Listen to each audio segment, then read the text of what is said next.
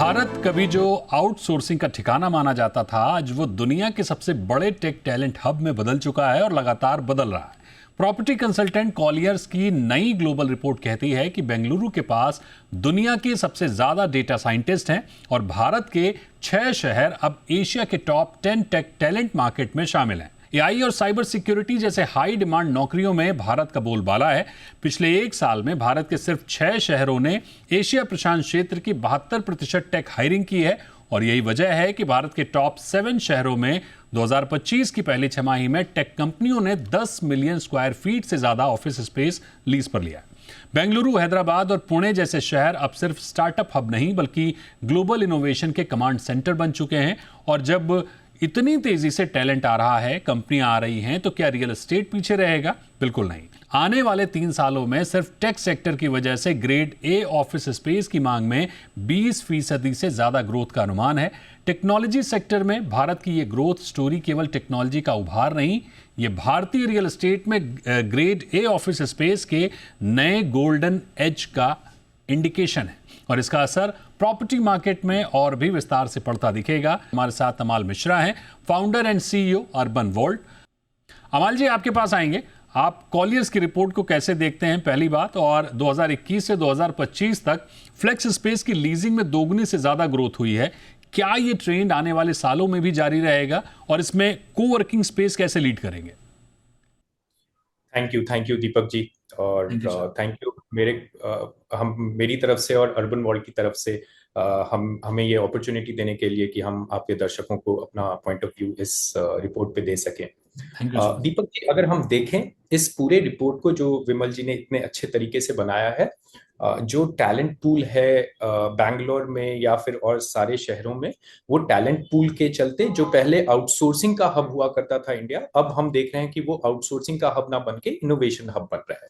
पिछले 4 से 5 साल में वो रिजल्ट किया है हमारे यहाँ पे रियल एस्टेट अब्जॉर्प्शन में भी। बैंगलोर को, जैसे मैं अगर स्पेसिफिकली, क्योंकि मैं बैंगलोर में हूँ, को सिलिकॉन वैली माना जाता है और यहाँ पे एक बहुत बड़ी और हाईली स्किल्ड टेक टैलेंट उपलब्ध है। यही वजह है कि ग्लोबल कंपनीज बैंगलोर को अब अपना इनोवेशन और डेवलपमेंट बेस बना रही है। इस बढ़ती डिमांड के चलते डेवलपर्स का भी फोकस आज ग्रेड ए ऑफिस स्पेसेस पर है, जो इंटरनेशनल स्टैंडर्ड्स जैसे green certifications, high speed connectivity, flexible layouts और इन सब एक्सेसिबिलिटी, इन सब चीजों को ऑफर कर सके। आज की कंपनीज, आज जो हमारे ग्रेड ए प्रॉपर्टीज हैं, वो ईएसजी कंप्लायंस और टेक्नोलॉजी इंटीग्रेटेड बिल्डिंग्स को भी प्रायोरिटी दे रही हैं, जो आज से 5 से 7 साल पहले नहीं था, 8 साल पहले नहीं था। और ये ट्रेंड हम आगे भी देखेंगे। इन सारे ट्रेंड को आप देखेंगे कि ये आगे भी ऐसा ही रहेगा, क्योंकि ज्यादा से ज्यादा जीसीसीज हमारे यहाँ पे प्लेस होंगी, हमारे यहाँ पे ऑफिसेज अपना बिल्ड करेंगी।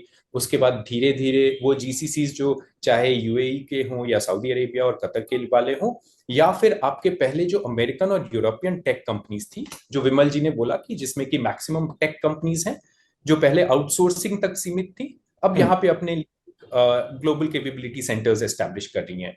ये फर्म्स बैंगलोर, हैदराबाद, पुणे, सारे ग्रेड ए सिटीज में तो है ही, और इसके चलते वो रिजल्ट करेगा रियल एस्टेट में build to suit grade A spaces के लिए। और ये लॉन्ग टर्म के लिए है। ये जो अभी ट्रेंड है, ये ट्रेंड जारी रहेगा हमारे लिए पूरे के पूरे देश में।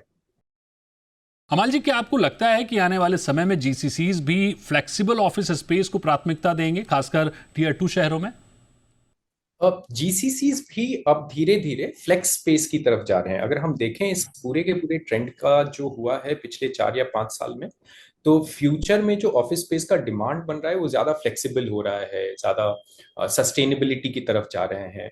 उस चीज के चलते जीसीसीज भी चाहते हैं कि उनके जो ऑफिसेज हो वो भी अब ज्यादा हाइब्रिड करना चाहते हैं। पूरा का पूरा हाइब्रिड वर्क कल्चर आ रहा है, तो उनको फ्लेक्सिबल वर्क मॉडल्स चाहिए, डिजाइन उनको ज्यादा वेलनेस सेंट्रिक चाहिए या ईएसजी ओरिएंटेड इंफ्रास्ट्रक्चर चाहिए। तो जीसीसीज भी जो बड़ी कंपनीज हैं वो फ्लेक्स स्पेस की तरफ देख रही हैं।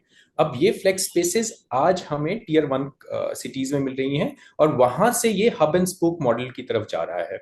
तो इनके हब्स रहेंगे इन टियर 1 सिटीज में, जहां पे कि हम बैंगलोर, हैदराबाद, पुणे इनकी बात करें या दिल्ली एनसीआर की बात करें, और यहां से इनके स्पोक्स जाके हम जो देख रहे हैं, मैं जो आपको बता रहा था शो से पहले, हम जो देख रहे हैं कि ये सारी कंपनीज जिनका कि एचक्यू शायद बैंगलोर में हो, वो एक छोटा सा बेस अपना इंदौर में भी बनाना चाहते हैं, एक छोटा सा बेस अपना जयपुर में भी बनाना चाहते हैं, क्योंकि वहां पे भी टेक टैलेंट का धीरे धीरे बढ़ोतरी हो रहा है।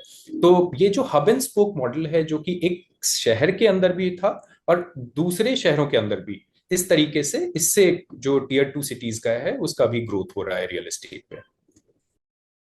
अमाल जी, कोवर्किंग अब सिर्फ स्टार्टअप तक सीमित नहीं रह गया है, बड़े कॉरपोरेट्स भी अब कोवर्किंग को अपनाते जा रहे हैं। ये जो चेंज बीते कुछ साल में हुआ है, इस ट्रेंड के बड़े कॉरपोरेट्स का भी अपने ऑफिसेस का फ्लेक्स स्पेस में शिफ्ट करना, कैसे देखते हैं आप इसको?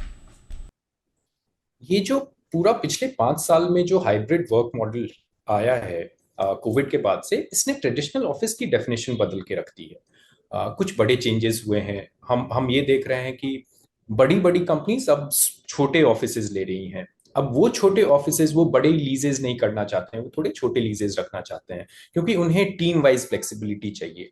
उनके कुछ लोग ऑफिस आते हैं, कुछ लोग ऑफिस नहीं आते हैं। 5 डेज अ वीक शायद ऑफिस नहीं आते हैं सारे लोग। बहुत ज्यादा कोलैबोरेटिव और हॉट डेस्किंग जोन्स की तरफ जा रहे हैं। अब जो मैं अभी पहले भी कह रहा था कि हब एंड स्पोक मॉडल पे कंपनीज आ रही हैं। बड़ी बड़ी कंपनीज ऐसी हैं जो कि मैनेज्ड ऑफिसेज या कोवर्किंग स्पेसेस की तरफ जा रहे हैं। आपको वर्क प्लेस का जो लोकेशन है वो डाइवर्सिफाई करके रखना पड़ रहा है। पहले ऐसा रहता था कि आपका एक बड़ा सा ऑफिस हुआ करता था, जो किसी एक बड़े स्प्रॉलिंग से टेक पार्क में बैठे हुए हैं, और वहीं पे सारे एम्प्लॉयज को आना होता था। अब कंपनीज को ये फ्लेक्सिबिलिटी देनी पड़ रही है कि हम इसको आपके लोकेशन को भी डाइवर्सिफाई कर पाए। इन सारे चीजों को लेके अभी ऐसा हो गया कि फ्लेक्स स्पेस का ग्रोथ हो रहा है, मैनेज्ड ऑफिस स्पेस का ग्रोथ हो रहा है, because managed office space players जैसे हमारी तरह, अर्बन वर्ल्ड की तरह, हम लोग इनको ये फ्लेक्सिबिलिटी दे सकते हैं कि जैसे मैं आपको बता रहा था कि एक कंपनी हमारे साथ यहाँ पे बैंगलोर में बैठती है, और वो अब ऑफिस हमारे साथ जयपुर में देख रही है। तो इस तरीके से लोकेशन डाइवर्सिफिकेशन हो सकता है। तो ये सारी फ्लेक्सिबिलिटी जो आज एक हाइब्रिड वर्क वाली दुनिया में हो रहा है, उसके चलते फ्लेक्स स्पेस का काफी ग्रोथ हम देख रहे हैं। एक अंतिम सवाल आपसे माल जी, अगर हम देखें तो ग्रेड ए ऑफिस स्पेस की उपलब्धता, लागत और लोकेशन को लेकर जो बड़े चैलेंजेस हैं, उन्हें कैसे देखते हैं आप? साथ ही टेक कंपनियों में अब हाइब्रिड और फ्लेक्सिबल काम करने का जो कल्चर बन रहा है, ऐसे में कोवर्किंग स्पेस की क्या भूमिका बनती है, और आप जैसी कंपनी अर्बन वोल्ट इस ट्रेंड को कैसे पॉजिटिव ले रहा है?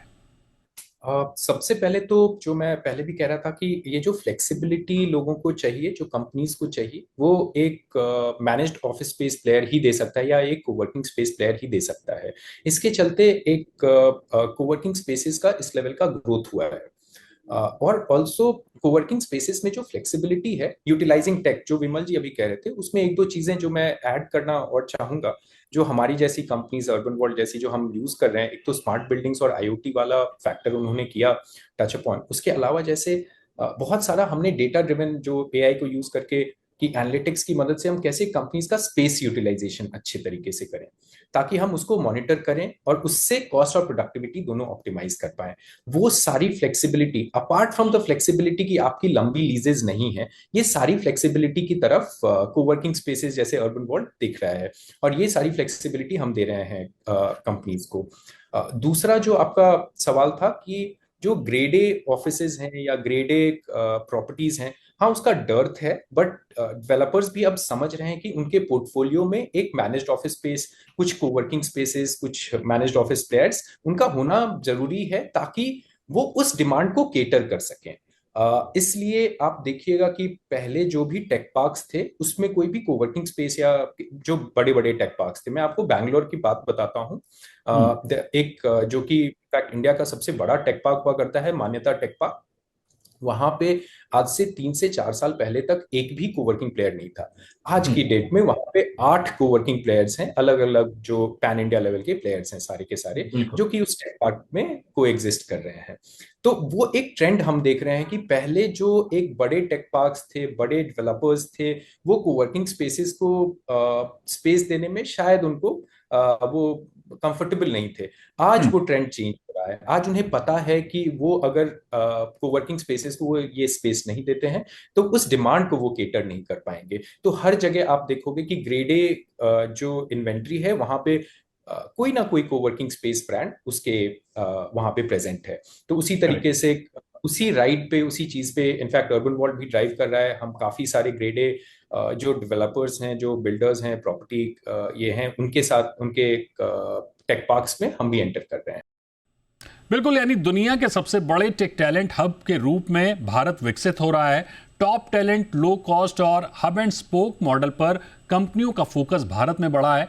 टेक हायरिंग में भारत टॉप पर पहुंच चुका है। दूसरी ओर बड़े कॉरपोरेट भी फ्लेक्स स्पेस को प्राथमिकता दे रहे हैं। टियर 2 शहरों में भी मांग बढ़ रही है। फ्लेक्स स्पेस कंपनियां अपना दायरा बढ़ा रही हैं। जीसीसीज के लिए कुछ राज्यों ने स्पेसिफिक पॉलिसी बनाई है, लिहाजा छोटे शहरों में जीसीसीज के लिए अनुकूल माहौल बन रहे हैं। एआई ऑटोमेशन ने डिमांड बढ़ाई है। इंफ्रास्ट्रक्चर डेवलपमेंट भले ही सरकार के फोकस में हो, लेकिन चुनौतियां भी कई हैं जिन्हें इग्नोर नहीं किया जा सकता है। हालांकि संभावनाएं अधिक हैं, जिससे आने वाले वर्षों में ग्रेड ए ऑफिस स्पेस में शानदार डिमांड दिख सकती है। कमाल जी, आपका बहुत शुक्रिया हमारे साथ जुड़ने के लिए।